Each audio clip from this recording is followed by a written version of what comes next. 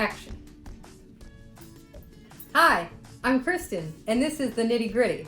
Today I'm going to teach you how to do the stitch that's called a slip slip purl. Sometimes in a pattern, you'll see it written as SSP.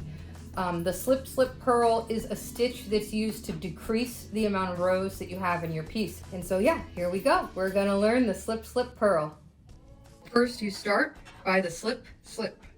To slip a stitch onto the other needle, all you do is go in through the front and pull it off. And you do that with both of the stitches. So now here they are on the other needle. What you do now for the slip slip purl is you need to put them back on the original needle. So you're going to go in and just pick them up and put them back.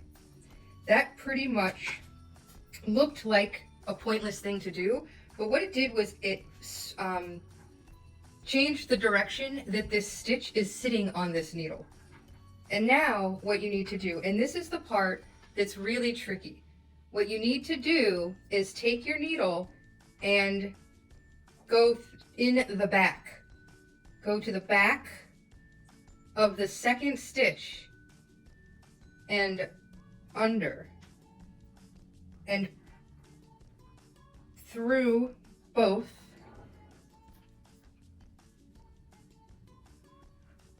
like this. That is the part that's really difficult to explain, that you go back through both of them. And then you take your yarn and you wrap it around that needle and you pull it through both of those stitches again, out the other side, and you let those stitches come off. And now you've made one stitch for two. Let's see that going faster.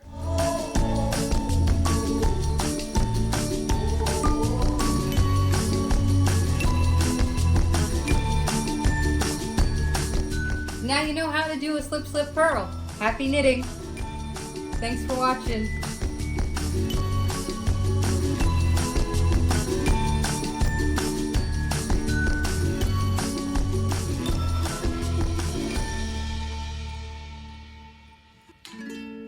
All right, let's see.